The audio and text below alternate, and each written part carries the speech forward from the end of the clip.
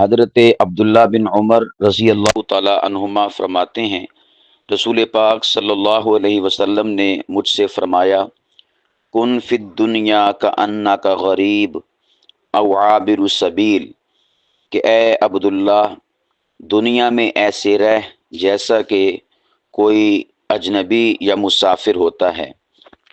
یہ حدیث پاک سنن ابن ماجہ میں 4114 نمبر حدیث پاک ہے۔ اس حدیث پاک میں رسول پاک صلی اللہ علیہ وسلم نے دنیا کو ایک مسافر خانے کے طور پر اور رہنے والے کو ایک مسافر کے طور پر ذکر کیا ہے۔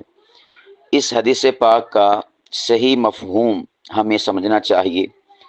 آج کل کے بہت سارے واعظین اور خطباء یہ حدیث پاک بیان کر کے جو عوام الناس ہیں، سامعین ہیں، ان کو دنیاوی ترقی سے برگشتہ کرتے ہیں اور انہیں دنیاوی ترقی سے روکتے ہیں، یا یوں سمجھیے کہ اس وقت جو دنیا میں ترقی کی دوڑ ہے اس میں مسلمانوں کو پیچھا کرنے میں واعظین اور خطباء اس حدیث پاک کا استعمال کرتے ہیں۔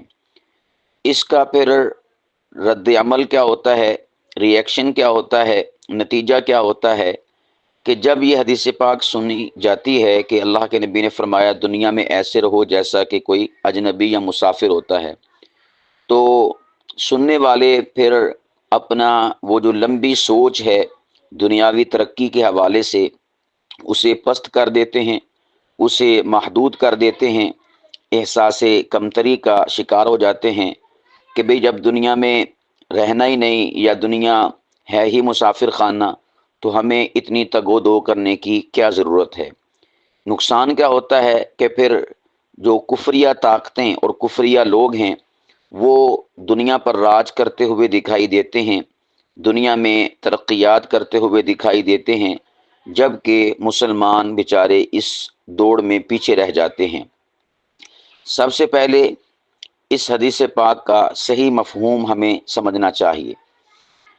نمبر 1 دیکھیں، جب ہم اس کا مفہوم سمجھیں گے تو ہمیں یہ بات معلوم پڑے گی کہ اس حدیث پاک کا مطلب، معنی اور مراد کیا ہے۔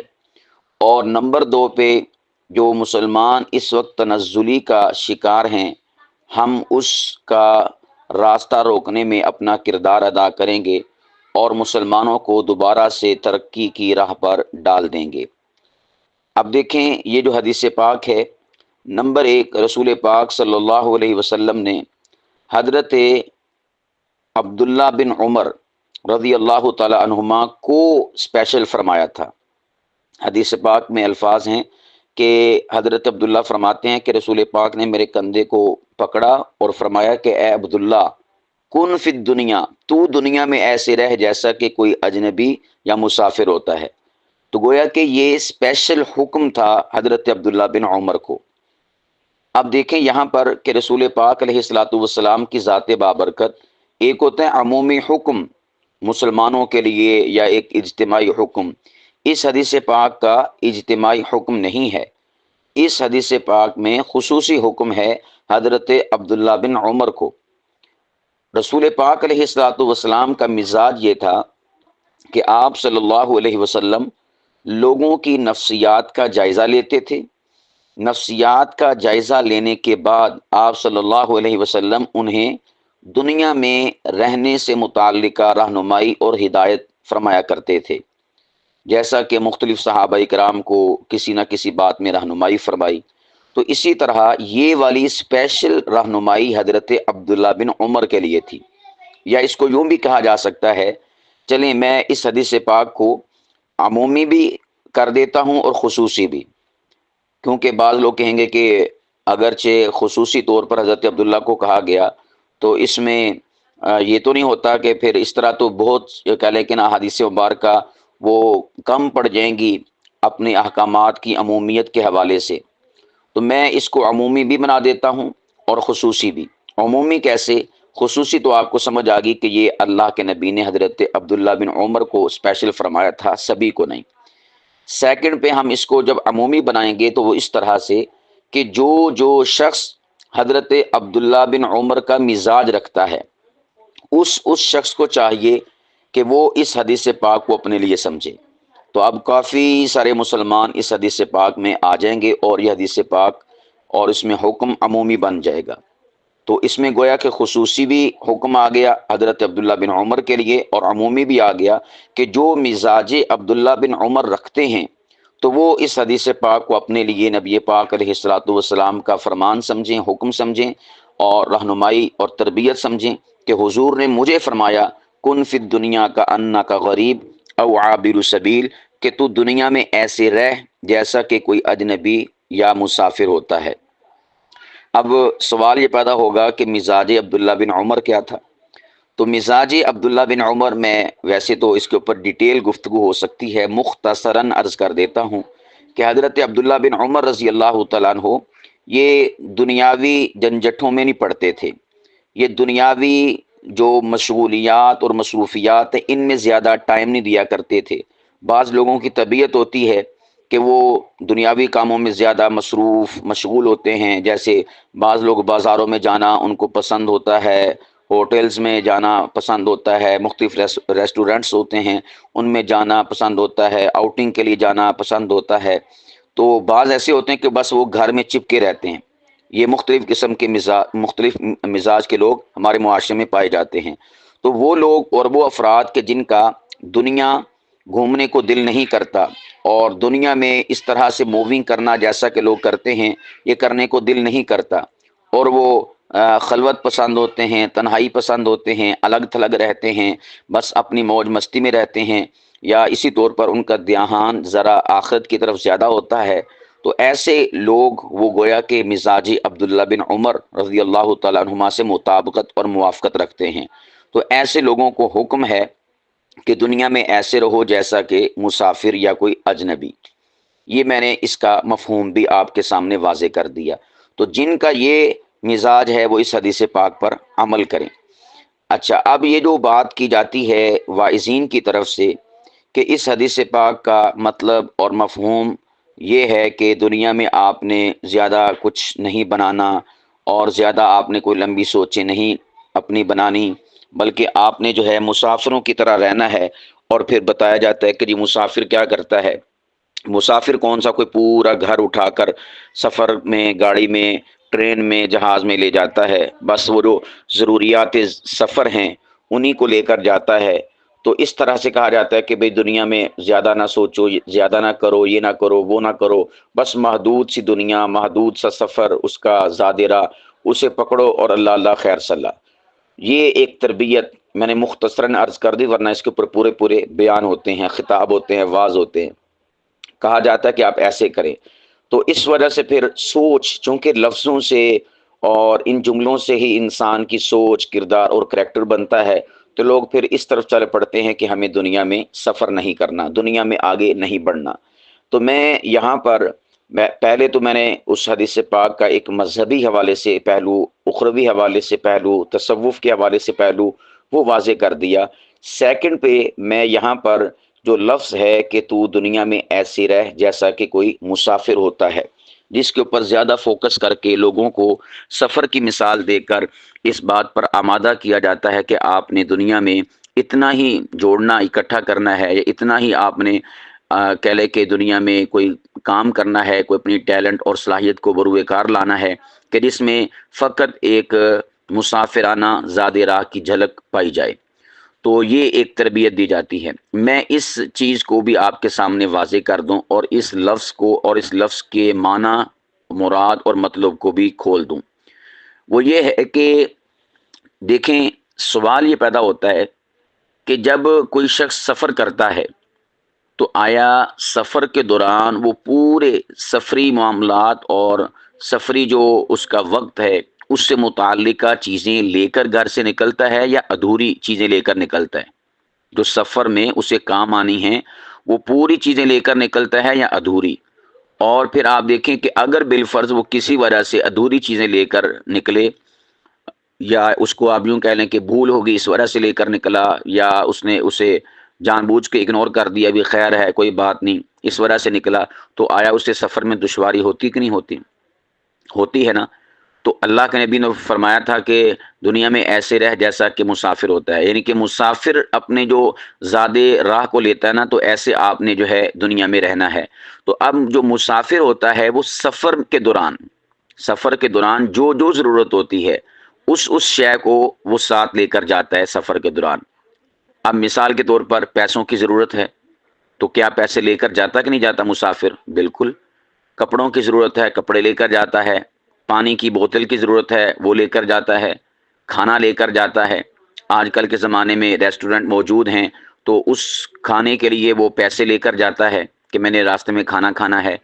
اور اسی طور پر اپنے اس سفر کے دوران اگر اسے موبائل چاہیے، موبائل لے کر جاتا ہے۔ آج کے زمانے میں اگر اسے موبائل چارج کرنے کے لیے چارجنگ کی ضرورت پڑے تو وہ چارج لے کر جاتا ہے۔ اور اسی طور پر اسے اگر پاور بینک کی ضرورت پڑے تو وہ بھی ساتھ لے کر جاتا ہے، کنگھی ساتھ لے کر جاتا ہے، خوشبو ساتھ لے کر جاتا ہے۔ اپنے جو سفر کے دوران اگر کوئی صاحب مطالعہ ہے وہ کوئی کتاب بھی لے کر جاتا ہے۔ یہ میں اب اس کے اوپر مثالیں دوں تو بے شمار مثالیں میں دے سکتا ہوں۔ آپ سبھی اپنے اپنے حوالے سے ان چیزوں پر غور کر لیجئے گا کہ ہم جب سفر کرتے ہیں تو ہم کیا کیا چیزیں اپنی ضرورت کے مطابق لے کر جاتے ہیں جو سفر کے دوران ہمیں کام آنا ہوتی ہیں۔ تو اب دیکھیں، نبی پاک علیہ الصلوۃ والسلام نے فرمایا تھا کہ دنیا مسافر خانہ، آپ نے اس میں مسافروں کی طرح رہنا ہے۔ تو مسافروں کی طرح رہنے سے مطلب اور مراد یہ نہیں ہے کہ آپ نے ادھورا زاد راہ لینا ہے، بلکہ پورا زاد راہ لینا ہے۔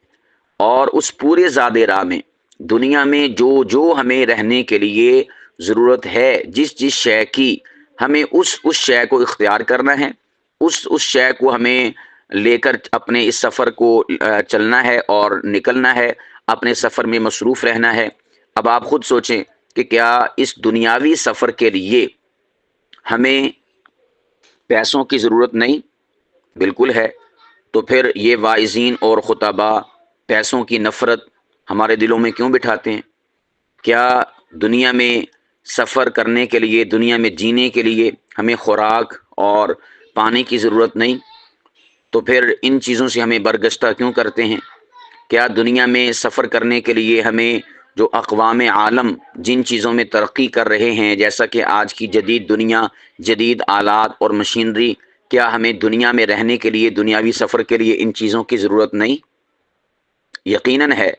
کیا اس دنیاوی سفر میں یا اس دنیاوی سفر کو جاری رکھنے کے لیے ہمیں جو دیگر اقوام ہیں ان کے ملکوں میں جانے کے لیے ان کے رولز کو فالو نہیں کرنا پڑتا؟ تو یہ اب اس بات کو بھی آپ آگے پھیلاتے جائیں۔ تو ہمیں بھئی اس مفہوم کو سمجھنا چاہیے۔ رسول پاک علیہ الصلوۃ والسلام نے ہمیں یہ نہیں کہا کہ آپ ہاتھ پہ ہاتھ رکھ کر بیٹھ جاؤ کیونکہ آپ مسافر ہو۔ بھئی اس مسافر کا کیا حال ہوتا ہے کہ جس کے پاس کرایہ نہ ہو، وہ بیچارہ بھیک مانگتا پھرتا ہے، کبھی اس کے پاس کبھی اس کے پاس، اور اسے کوئی بھیک نہیں دیتا کہ یہ کوئی جو ہے پیشہ ور ہے، حالانکہ اسے ضرورت ہوتی ہے۔ تو اسی طور پر ہمارے واعظین نے یہ حدیث پاک سنا کے، مائنڈ بنا کے ہمیں بھکاری بنا دیا ہے کہ بھئی آپ نے دنیا میں خود کچھ نہیں کرنا کیونکہ آپ ہیں مسافر۔ ہاں، کافروں سے آپ بھیک مانگیں گے، پیسوں کی بھیک مانگیں گے، IMF سے آپ کافروں سے بھیک مانگیں گے، ٹیکنالوجی کے حوالے سے کافروں سے بھیک مانگیں گے، جدید سائنسی آلات کی پیداوار کے حوالے سے، بنانے کے حوالے سے، مینوفیکچرنگ کے حوالے سے اور ان کے استعمال کے حوالے سے، جدید دنیا کی جو ٹریننگ ہے، مختلف قسم کے جو امور ہیں ان سے متعلقہ، اس میں آپ جو ہے غیروں سے، کفریہ طاقتوں سے بھیک مانگیں گے۔ تو ہمارے ان واعظین اور خطباء نے اس حدیث پاک کا غلط مفہوم بیان کر کے ایک اجتماعی طور پر مسلمانوں کو لاشعوری طور پر، اچھا میں یہ بھی نہیں کہتا کہ اس میں ہمارے خطباء یا واعظین یا بیان کرنے والے، تربیت کرنے والے، انہوں نے جان بوجھ کے ایسا کیا، نہیں، لاشعوری طور پر وہ ایسا کر رہے ہیں، یعنی ان کو خود پتہ نہیں کہ ہم کس ڈگر پر لے کر چل رہے ہیں عوام الناس کو اور مسلمانوں کو، اور وہ لاشعوری طور پر اس قدر اس بات میں آگے بڑھ گئے ہیں کہ پوری کی پوری قوم کو لاشعوری طور پر انہوں نے اپنے ہاتھوں پہ ہاتھ رکھ کر بیٹھنے پر مجبور کر دیا ہے۔ تو اس لیے میں یہ سمجھتا ہوں کہ اب لاشعوری جو انداز ہے خطباء واعظین کا، اسے بھی ختم ہونا چاہیے، وہ اس میں سے لا کو نکال دیں اور شعور کو پیدا کریں۔ اور اسی طور پر جو سامعین ہیں وہ بھی اپنے اندر اس چیز کو پیدا کریں کہ وہ لا کو نکال دیں اور شعور کو پیدا کریں۔ اور شعور یہی ہے کہ ہمیں دنیا میں، دنیا کے سفر کے لیے جن جن چیزوں کی ضرورت ہے، جن جن ترقیات کی ضرورت ہے، جن جن آلات کی ضرورت ہے، ہمیں تمام تر آلات اور ترقیات کو حاصل کرنا ہے۔ جن جن معاہدوں کی ضرورت ہے ہمیں وہ معاہدے کرنے ہیں، اور جن جن لوگوں سے اور اسی طور پر افراد سے، حکومتوں سے، اداروں سے ہمیں تعلقات استوار کرنے ہیں، ہمیں اس مسافر خانے میں سفر کرنے کے لیے ان تعلقات کو استوار کرنا ہے۔ ہمیں اس دنیا میں رہنے کے لیے، سفر کے لیے جتنے پیسے کی ضرورت ہے ہمیں اس پیسے کو اچیو کرنا ہی کرنا ہے۔ ہمیں جن جن فیکٹریوں کو لگانے کی ضرورت ہے، ہمیں جن جن آلات کو تیار کرنے کی ضرورت ہے، ہمیں ان کو تیار کرنا ہی کرنا ہے۔ تو ہم لفظ سفر اور لفظ مسافر اور اس کا جو زاد راہ ہوتا ہے ہمیں اس کو مد نظر رکھنا ہے۔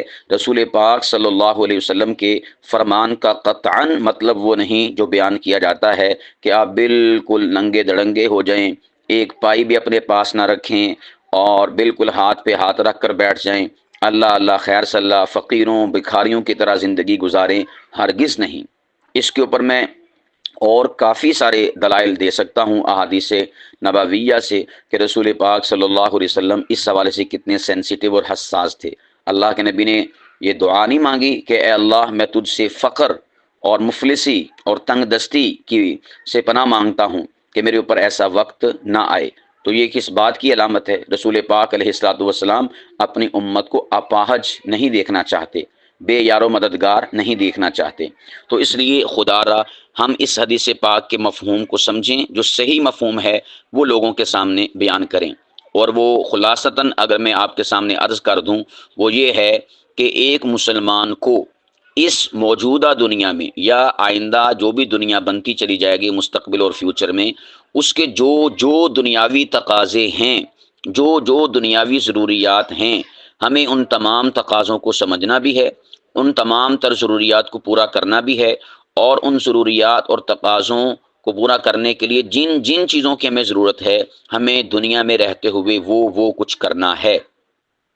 ہمیں 50 سال کے، 100 سال کے، 500 سال کے، 1000 سال کے منصوبے بنانے ہیں۔ اس لیے اب کوئی یہ نہ کہے کہ ہم نے رہنا تو 80 سال ہے جی، تو ہم 1000 سال کے منصوبے کیوں بنائیں؟ بھئی ہم اپنا نہ سوچیں، فقط ایک امت کی حیثیت سے دیکھیں، ہماری نسلیں وہ ہم ہیں اور ہم ہماری نسلیں ہیں۔ یعنی اگر ہم فقط اپنی ذات تک ہی سوچنا شروع کر دیں پھر تو ہم نے بڑی محدودیت والی سوچ کو پال لیا۔ ایسے نہیں، ہم نے یہ نہیں سوچنا کہ میں نے تو بھئی 40 سال 80 سال زندگی گزارنی، مجھے کیا لگے، ایسا نہیں۔ اللہ کے نبی نے امت واحدہ بنایا ہے، امت واحدہ کے ہم نے اینگل سے دیکھنا ہے، پوری امت کے حوالے سے دیکھیں۔ اگر 1000 سال کے بعد، 2000 سال کے بعد امت کے افراد آپ پیدا ہوں گے، ہم نے ان کے لیے بھی آج کچھ کرنا ہے، ان کے لیے بھی ہم نے بہتر سوچنا ہے تاکہ ہمارے وہ بھائی جو ہمارے جسم کا حصہ ہیں، ہماری جو وحدت ہے اس کا حصہ ہیں، انہیں بھی اس مسافر خانے میں کسی قسم کی پرابلم اور ٹینشن لاحق نہ ہو۔ تو ہمیں ان چیزوں کو سمجھنا ہے، اور جو دور حاضر کے تقاضے ہیں یا آئندہ مستقبل اور فیوچر جن چیزوں کا تقاضا کر رہا ہے، مطالبہ کر رہا ہے، ہمیں اس کو پورا کرنا ہے، اور ہمیں اس حوالے سے پوری جانفشانی کے ساتھ اپنے زاد راہ کو پورا لے کر چلنا ہے، ادھورا لے کر نہیں چلنا۔ ہاں اتنی بات ہے کہ اس سفر میں جانے کے لیے ہم جو اپنا سفر کا آغاز کر بیٹھے ہیں اپنی زندگی کے حوالے سے، اس میں جو ہم نے زاد سفر لینا ہے، اس میں جو ہمارا اصل مستقبل اور فیوچر یعنی آخرت ہے، اس کو کسی صورت نہیں بھولنا۔ یعنی یہ نہ ہو کہ ہم اپنی اصل جو منزل ہے اس کو بھول جائیں۔ دنیاوی زاد سفر پورا رکھیں اور ڈٹ کے رکھیں اور پوری بصیرت کے ساتھ اس کو جمع کریں، لیکن فقط یہیں تک اپنی نگاہوں کو مرکوز نہ رکھیں کہ یہی اینڈ اور اختتام ہے۔ اس سے آگے بھی ایک مستقبل اور فیوچر شروع ہونے والا ہے، اس کا زاد سفر یعنی نیکی اور اچھے اعمال، اس کو بھی ہم تیار رکھیں۔ تو گویا مسلمانوں کا دین اسلام یہ ایک مکمل ضابطۂ حیات ہے، ضابطۂ حیات وہ جو دنیا کی زندگی جس میں ہم جی رہے ہیں اس حوالے سے بھی ہے، اور اس کے بعد جو ایک ابدی زندگی شروع ہونے والی ہے اس حوالے سے بھی ہے۔ ہمیں دونوں حیاتوں، دونوں زندگیوں کے حوالے سے مکمل تعلیمات ہمارا دین دیتا ہے، ہمیں ان تعلیمات کی روشنی میں چلنا ہے۔ اور ہر ایسی آیت، ہر ایسا جو حدیث پاک کا ٹکڑا ہے، ہمیں اس کو صحیح ڈیپلی سمجھنا ہے، نہ یہ کہ ہم فقط لفظوں کو دیکھ کر اور بغیر اس کی حکمتوں، اس میں پنہاں رازوں کو سمجھے آگے بات کو چلا دیں، اور جس کی وجہ سے امت کا نقصان ہو۔ تو کن فی الدنیا کا انا کا غریب او عابر سبیل، جو مزاج عبداللہ بن عمر رکھتے ہیں وہ مسافروں اور اجنبیوں کی طرح دنیا میں رہیں۔ نمبر 2، مسافر جو ہے وہ پورا زاد راہ جو ہے لے کر چلتا ہے، ادھورا نہیں۔ ادھورا لے گا تو ٹینشن ہوگی۔ آپ کے نبی نے فرمایا کہ پورا زاد راہ لے کر آپ نے جو ہے سفر کرنا ہے مسافر کی طرح۔ تو اس دنیا کا جو زاد راہ ہے اور ہوگا، ہم نے اس کو پورا لے کر چلنا ہے، ادھورا لے کر نہیں چلنا، تاکہ امت کا کوئی فرد یا امت بحیثیت امت کسی بھی لمحے پریشان نہ ہو، ٹینشن کا شکار نہ ہو۔